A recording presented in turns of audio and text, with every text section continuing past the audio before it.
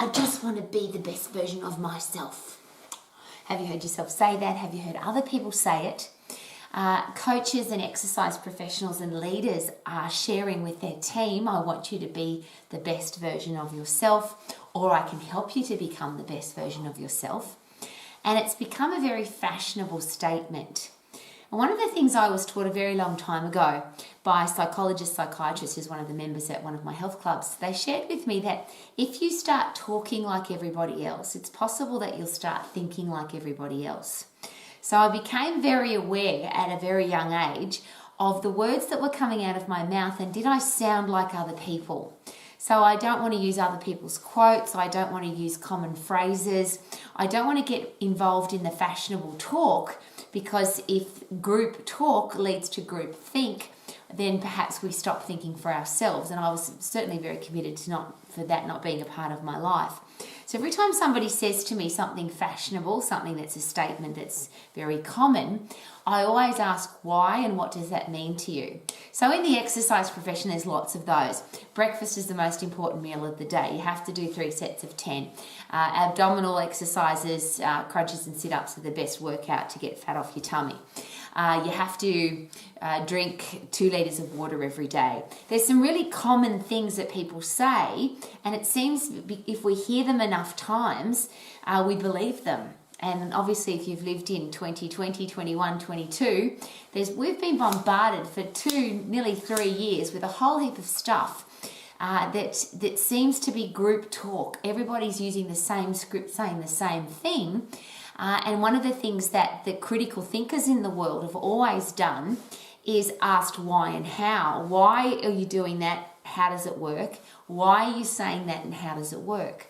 So when somebody says something as common to me as, I want to be the best version of myself, I always ask, what does that specifically mean to you? And now I'm going to ask something very controversial. Could that limit you? I want to give you an example. I was involved with a top-level football coach who was talking to one of his highly paid players who wasn't playing very well. And there were questions about, why are you not performing? You're not as fit as you could be. You're not as strong as you could be. What's going on? And the answer was, I'm doing my best. And the response from the coach was, well, if that's your best, then for this team, your best is not good enough. And I know that sounds very harsh, but I got it straight away, something that I put into my toolbox. If I've got a goal, if I've got something I'm dreaming about, if there's something I want to achieve, and I just want to become the best version of who I am at the moment, is it possible that I won't then strive to become better than I am at the moment? And if you can just run that round in your head for a minute. Because sometimes it's not about being the best of what I am now. I have to get better. For some things that we want to achieve in our life, is it possible that we have to get stronger, we have to get fitter, we have to do more education, we have to learn more, we have to have a better understanding about something, we have to be more focused, we have to be more committed. And if we're not those things at the moment, let's just say, being very harsh, if I'm lazy, or if I'm undisciplined, or I'm uncommitted, I don't want to become the best version of a lazy, uncommitted person. I don't want to become the best version of an unhealthy, unfit person. I don't want to become the best version of an untrustworthy, lying, cheating person, because the best version of that person is not the person that can achieve perhaps the things that we might want to achieve if we don't change. And that's a question I'm asking. Is it possible that for some things we have to change? We can't be the best version of what we are now. We have to get better. And I use a simple example, I used to run half marathons. Now, it's a different headspace to run 42.2 kilometres. It's a different headspace to run twice the distance. So if I became the best version of a half marathoner, and the best version of me as a half marathoner, that's probably about a 1:20 half marathon. But I didn't want to run half marathons anymore, because I felt really weird saying I can run half a marathon. I wanted to run full marathons. So I had to be not the best half marathoner. I had to get better. I had to get fitter. I had to get stronger. I'll just use that as a simple example. So if you have a look at those 4 big areas of your life, which I always ask about, your health and fitness, the way your body looks and feels, your energy levels, whatever you are at the moment, is the best version of that going to be what you actually need to do the things that you want to do, or do you have to get better? I really struggle with the word best because to me it's a limitation. The best in the world know that they can get better, and they do.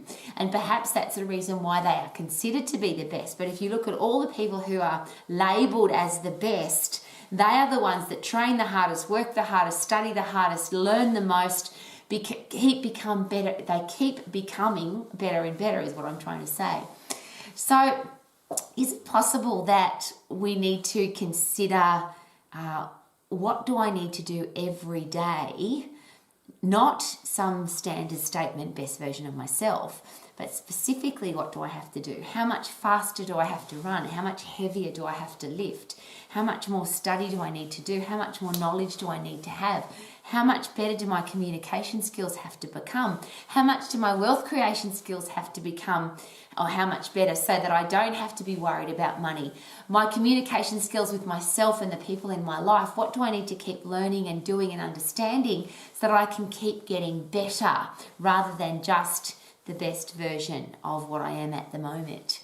So just something to consider very carefully, because, and I made an offhand comment at the start about not listening to the radio, and there is a big reason for me not to do that. When I listen to the radio, somebody else is choosing my music for me, and somebody else is putting information into my head that may or may not be true.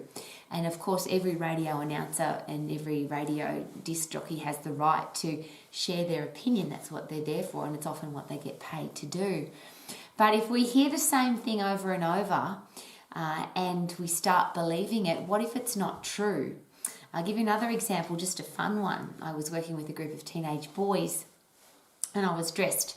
I always dressed, as you know, tough and fair, positive, stylish, disciplined and professional. That's my 5 words to describe me as a person. And I'm not aiming to be the best version of that. I'm aiming every day to keep getting better and better, side note. So I was dressed, I had a fur coat on, a fake fur of course, and I've always got a big happy smile on my face, and I always aim to have good posture, and I'm always wanting to live and breathe the example of what a healthy, fit, strong, old person looks like. And one of the boys said to me, "Miss, you look sick." And I said, "Well, that's interesting because I feel fantastic and I'm very healthy, fit and strong." And he said, "No, Miss, you look sick." And obviously that was one of the words at the time that teenage young men were using to describe someone who looked good. And I've got a challenge with that, of course, because my brain doesn't know that sick is a fun compliment at the moment. My brain now hears "you look sick," and if I take that on board and say, "Well, I feel sick," now could be in some serious trouble, because our brain will do whatever we tell it to do. And that's why I'm asking very carefully, and it's something that I'm really aware of myself, but so many people share with me that they want to be more successful, or they want to be fitter, or they want to have a better career path, or they want to have better relationships. And if we just keep regurgitating and repeating what other people are saying, "I just want to be the best version of myself," perhaps more specifically, what is that? What does that look like? And I'll ask again, how much fitter do I have to be? How much stronger do I have to be? How much more money do I need to earn? How much more educated, tougher, stronger, wiser do I have to become to be able to do the things that I want to do? And then when you look at world champions and Olympic athletes and top business people and top musicians and people that sell out stadiums for whatever their particular talent is, they all have something very special in common. None of those people believe they are the best, and they're all aiming to get better. That's why they're constantly training and learning and educating and practicing so they can keep getting better, which is why the word best is considered to be quite dangerous in those elite circles of people who are really good at what they do. And no one wants to be average, because that's somewhere between the worst and the best. But nobody wants to consider themselves to be the best, because once I say that, I've knocked out my ability to be able to get any better at what I want to do. So even more important than that though, why do we use other people's words? Whether it's a quote or a popular saying or a common belief, breakfast is the most important meal of the day. Well, instead of just repeating that because everybody says it, is it possible that that has become, or any of those statements have become, what we call common opinion, but does it mean that it's true? And my answer to that, and I feel it's our responsibility, definitely as exercise professionals, is to ask why and how. If somebody says to you breakfast is the most important meal of the day, why is it? And how did it become the most important meal of the day? You need to drink 2 litres of water every day. Why do we need to drink 2 litres? Why is it 2 litres? Why is it not 1.5 litres? Why is it not 2.5 litres? Why is it specifically 2? And how does that actually work inside my body? You have to do 3 sets of 10. Why? Why is it 3 sets? Why not 4 sets? Why not 2 sets? Why is it 10 repetitions? If the human body gets stronger by overload, how does my body know that 10 is the number that I'm overloaded? Why would we stop at 10 if we can do 11? And why would we push to 10 if we're going to injure ourselves when we really only need to do 6 or 7? And I think they're really important questions to ask. I need to do crunches and sit-ups because they're going to burn fat off my abdominals. I think that's a very important question to ask. Why would I do that, and how does that actually work? Why would I do that particular movement lying on the ground when the human body works in the upright position? Why would I even say that that's possible? If I analyse that via my anatomy and via my physiology, is it possible that that statement may be misleading, and it might even not be true? But how would I know that if I didn't ask why and how? So if somebody says something, and even if it sounds like it's common sense, or it sounds logical, or it sounds like it might be true, should we run it through our own set of standards? And of course, with exercise, I always ask, is it safe? Or first of all, what result do I want to get from the exercise? Then, is it safe? Is it functional? Is it the best exercise? Is there a better exercise? And why would I waste my time on an exercise if there was a better one? And why would I want to hurt myself if it was unsafe? And why would I waste my time? And I think they're really important questions to ask. So probably the main question is, am I a critical thinker? Am I thinking of both sides? One of the things I loved about school, one of my favourite sports at school was debating. And I'm really challenged because I have chatted to some teenagers now who don't even know what I'm talking about. Their school doesn't have debating.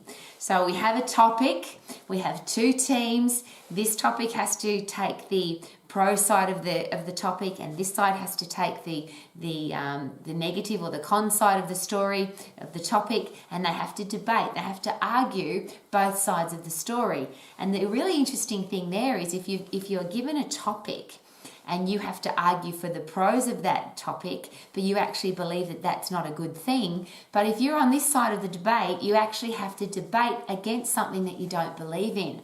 And of course, that forces you to think differently. It forces you to think outside of your common thoughts, outside of your regurgitated opinions.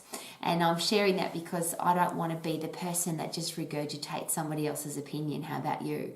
I don't want to run around saying cliche quotes. I really want to think about very carefully, if I say something, what does that mean? What effect would it have on somebody else? What effect will it have on me?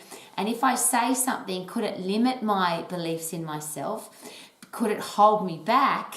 And particularly if I say I want to be the best version of myself, what if the best version of myself actually needs to get better? If I need to get fitter and stronger and healthier than I am at the moment, then the best version of me is not going to be good enough for what I want to do.